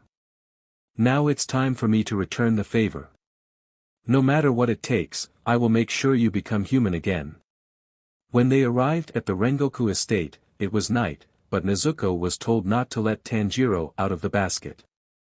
"I doubt my father will take kindly to a demon being on our property with its head attached to its shoulders," Rengoku told her, letting Nezuko catch her breath before they entered the gate. They were met with a boy about Nezuko's age who looked like a tiny version of Rengoku. "Brother! You're back," the boy exclaimed. "Father's in his room. Welcome home." "It's good to see you, Senjuro." Rengoku chuckled before turning to Nezuko. "I would like you to meet my new student. Kamado Nezuko. Pleasure to meet you." Nezuko introduced herself with a bow. She could feel Tanjiro trying to let her know he wanted out of the basket, and she wanted to tell him to wait a moment, but there was no way she could do that without tipping Senjuro off. She just hoped his shuffling wasn't too noticeable from where the younger boy was standing. "Rengoku Senjuro," the boy replied. "Is there anything in your basket?" That question immediately dashed Nezuko's hopes, and she knew she would have to explain everything. "We should take this inside." Kyojuro spoke up, leading the way into the house. Once the three of them were seated, Kyojuro nodded for Nezuko to reveal her secret. She nodded in reply, untying the knot in the sheet. After a moment, Tanjiro peeked over the edge of the basket. "Senjuro, this is Tanjiro, my brother," Nezuko told the boy. Tanjiro tipped the basket over before crawling out, stretching with a tired grumble before turning his gaze to the Rengoku brothers. He tilted his head slightly while Senjuro stared at Tanjiro with wide eyes. "I assure you, Senjuro, he wouldn't be here if I thought he was dangerous," Kyojuro whispered. Tanjiro walked up to Senjuro, and the younger boy immediately tensed up. Tanjiro wasn't fazed as he reached out, gently placing a hand on Senjuro's head before humming. "Nice to meet you," Senjuro mumbled, though he remained tense, getting a happy hum in reply. "Tanjiro and Nezuko will be staying here while I train Nezuko in flame breathing," Kyojuro told his brother while Tanjiro walked over to sit beside Nezuko. Once Tanjiro was seated, he leaned on Nezuko's shoulder and fell asleep. The fact he slept so much was starting to worry Nezuko a little. However, she decided not to focus too much on it for the time being. "I'll help as much as I can," Senjuro replied. Kyojuro nodded in approval, and Nezuko smiled gratefully to the two. "What's going on here?" a new voice demanded, bringing everyone's attention to the man in the doorway. Again, he looked just like Kyojuro, but an older and more unkempt version. Clearly, the father's genetics were very strong. "Kyojuro, who are these kids? He smells like he's been drinking. I'm surprised the smell isn't waking up Tanjiro," Nezuko thought, scrunching up her nose slightly at the alcoholic smell. This was one of the times she was grateful she didn't inherit the sense of smell her father and brother shared. Father. This is Kamado Nezuko, my new Tsuguko. Kyojiro declared. And the boy is her brother, Tanjiro. They will be staying here while Nezuko trains. You, a teacher. Don't be ridiculous, Kyojiro, his father scoffed. You're going to fall flat, and the girl will die in the final selection. Don't waste your time, he continued before his gaze turned to Tanjiro. And what about the boy? What's with him? He is here to support his sister. Kyojiro answered. Nezuko felt a chill riding up her spine as the glare intensified towards Tanjiro. Kyojiro. Why is there a demon in this house? The oldest Rengoku asked, almost growling as he took a step towards Tanjiro. Nezuko quickly turned around, placing herself between the man and her brother. She winced at the thud from Tanjiro falling without his support, but kept her gaze on the man in front of her. Stand aside. You clearly don't know how dangerous that thing is. No, Nezuko spat. Your son chose to spare my brother, who has not eaten a human. Not only that, but if my brother brings intentional harm to a human, both your son and I will end his life and ours. Then you might as well slit your stomachs now, because no demon resists their hunger for long, he replied. I'll even save you the trouble of decapitating him. Father. Kyojiro said firmly. I promise Nezuko that no harm will befall her brother so long as he does not bring harm to humans. I will not break that promise, even on your orders. And as the current Flame Hashira, this is my estate. As such, I make the rules, and I will not allow you to harm my Tsuguko's brother. Tanjiro has managed to abstain for this long, and we will ensure he does not harm anyone. Now, please leave the room. Fine. I'm getting more sake, his father grumbled before leaving the room. Once he was gone, Nezuko turned to Kyojiro and Senjuro. You live with that guy? She asked incredulously. He wasn't always like that, I assure you. Kyojiro replied with a sigh. He was the Flame Hashira before me. It's been a family occupation for generations. You're actually the only Tsuguko of a Flame Hashira that isn't a Rengoku. If he lays a finger on Tanjiro, I'm either flicking his forehead or kicking his privates so hard that he's going to feel it until his bloodline dies off. Nezuko deadpanned. Duly noted. Kyojiro said before turning to Tanjiro. I'm surprised he's staying asleep. Nezuko followed her mentor's gaze, finding that Tanjiro was still very much asleep. I thought the smell of the alcohol alone would wake him up, she muttered. Is he okay? I've set up a futon in one of the spare rooms. Senjuro piped up. If you'll please follow me, he added, standing and making his way through the house. Nezuko nodded, attempting to lift up her brother before remembering he had grown back to his normal size. Here. Kyojiro said before lifting up Tanjiro with ease. Nezuko followed closely behind him as he walked through the estate to the room where Senjuro had gone. Nezuko didn't miss that the windows were completely covered so as to not let the sun in. I hope you like it. Senjuro said, smiling nervously. In response, Nezuko put on her best big sister smile and placed a hand on the younger boy's shoulder. It's perfect. Thank you for your hospitality, she replied. Get some rest. We start in the morning. Kyojiro told her as he set Tanjiro down on one of the futons. Nezuko nodded, and the two brothers left her to her devices. Nezuko only took the time to take her socks off before falling asleep next to her brother. Tomorrow, she took her first official steps to become a demon slayer. Her next steps to find a cure. In the morning, apparently, was the second the sun peeked over the horizon, because Nezuko was woken up by her mentor calling out to her. Right in her ear. At his usual volume. If she wasn't tangled up in the blankets, Nezuko surely would have hit him during her startled screaming. Good morning, my Tsuguko. Kyojiro declared, as if he hadn't just scared the living daylights out of Nezuko a second ago. Don't do that, please. Nezuko sighed as she sat up. A glance at Tanjiro revealed he was still sound asleep, which was surprising. Usually, Tanjiro woke up at a moment's notice. Surely, Nezuko screaming right next to him would have had him awake in an instant. She turned back to her mentor to see he was holding a neatly folded set of clothing and holding it out to her. I thought you would prefer a change of clothes that is more practical than your kimono, he told her, putting the clothes down before turning to leave. Breakfast will be ready soon. I hope you will join us before it gets cold, he informed her before leaving the room. Nezuko took a moment to process her day's start before unfolding the clothing she was being given. A white gi and a pair of dark-colored hakama pants, much easier to train in than her kimono. She didn't waste time in changing out of her kimono and into the training clothes, making a mental note to clean her kimono when she got the chance. She tied her hair into a tight braid before making her way through the house, following the smell of food. Good morning. Tanjiro greeted her cheerfully when she came into the dining room.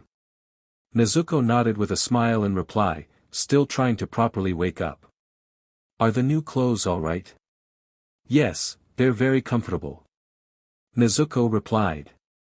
Food was placed in front of her along with a cup of green tea, and Nezuko happily accepted the meal. The tea really helped her to wake up. With that, her hellish training started. It started with basic physical training, running laps, stretching, and other exercises to improve her basic abilities like speed and stamina. Except, instead of doing it until she could tell she had enough, like a normal person, she was forced to go until she collapsed.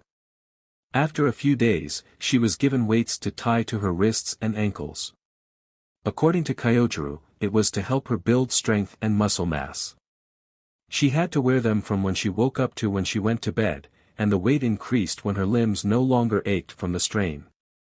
As she improved with basic training, she started on her reflex training.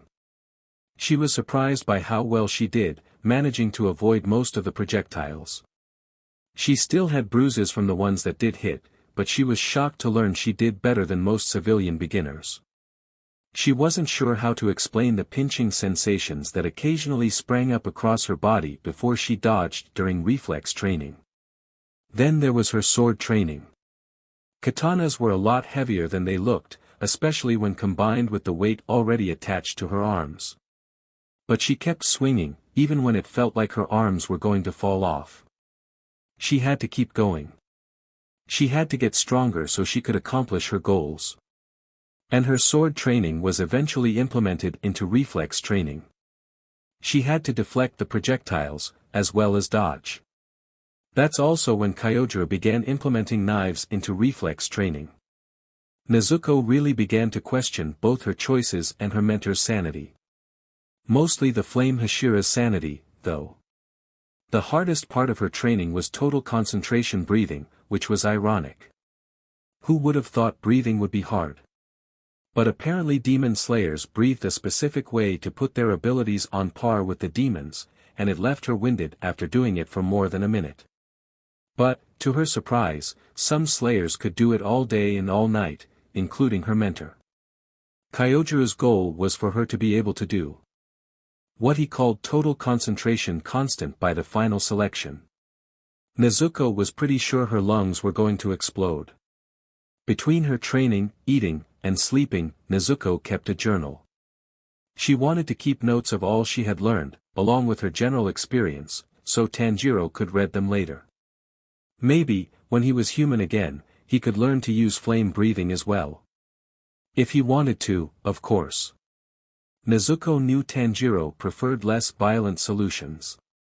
She wouldn't force him to become a demon slayer if he didn't want to. But for now, her brother slept. Not so much as a peep since they arrived. She couldn't help but worry. Why hadn't Tanjiro woken up? What if she woke up one day, or came back from training, and he was dead? Every chance she got, she checked that Tanjiro's heart was still beating. More often than not, she fell asleep curled up beside him, unable to fall asleep without the steady pulse. She was terrified that she would lose the only family she had left. As he slept, Nezuko began to notice changes that had happened to her brother. Maybe they always been there, and the adrenaline and shock of the first few days had blinded her to it, but they were definitely visible. Even in the limited light provided by lamps and candles, Nezuko could tell the tips of Tanjiro's ponytail had brightened to a more vivid red. And the spot where his scar once was had been covered by a red mark resembling fire. A part of her wondered what it meant. Nezuko found she got along quite well with the Rengoku brothers. Kyojuro reminded her a little bit of Tanjiro, the big brother who could smile through so much and worked so hard for the younger siblings to be at ease. Even if it came at a personal cost, she hadn't missed the many times Kyojuro came back from a mission covered in bandages only to demonstrate an exercise to her hours later. And Senjuro reminded her of her own little brothers. Of course, no one could take their place in her heart, but Senjuro still had Nezuko's big sister instincts going into overdrive at times. Whether it was encouraging him when he looked upset about his inability to master flame breathing, or helping him with cooking and cleaning when she got the chance, Nezuko fell into an easy and natural routine with the younger boy. She avoided Shinjiro as much as humanly possible. The scent of alcohol was irritating enough, but his behavior was even more appalling. It was especially bad when he was drunk out of his mind. Nezuko often barely kept herself from snapping at him whenever he talked to and about his sons the way he did. And that was only because she didn't want to deal with the blows of a drunken former Hashira. It didn't change her opinion of the man. No father should talk so horribly about their children. So she made an active effort to only interact with him when necessary. He seemed to do the same, so she supposed they had come to an unspoken agreement of not being in the same room unless they absolutely had to. "I'm sorry, you want me to do what?" Nezuko asked, staring apprehensively at the lit fire Kyojuro was standing next to. "Do your exercises over the flames," he declared, as if he wasn't asking Nezuko to risk burning herself for training. "To master flame breathing, you must become one with the flame. This is the best we can do without actually setting you on fire," he added with a laugh. "Has anyone told you that you say very violent things while smiling like that?" Nezuko deadpanned. "Yes, I have been told I can be very morbid despite my personality." Kyojuro answered, obviously unbothered by the comment. "I might be actually training with a lunatic. Either that, or this guy is trying to kill me." Nezuko thought as she rolled up her pants and tied them up. Might as well limit the chances of lighting herself on fire. A saying we use with flame breathing is, "set your heart ablaze." Kyojuro announced as Nezuko started with her sword swings. "Imagine a flame within your heart, and extend it outwards. When you master putting your passion, your heart's flame, into your sword swings, you will truly master flame breathing." Somehow, probably thanks to her familiarity with fire, Nezuko managed to not set herself or her clothes ablaze. "Ouch!" Nezuko hissed, forcing herself not to flinch as the needle went into her ear. How did Tanjiro do this to both his ears? She thought as Kyojuro pulled the needle out. Nezuko grabbed the earring Tanjiro had given her, and handed it to her mentor. "Please be careful with it," she couldn't help whispering. The earring was very important, and Nezuko wanted to make sure it stayed in good condition so she could give it back to Tanjiro when she found a cure for demons. After all, the earrings were his birthright, as the eldest son. Nezuko was just borrowing the one.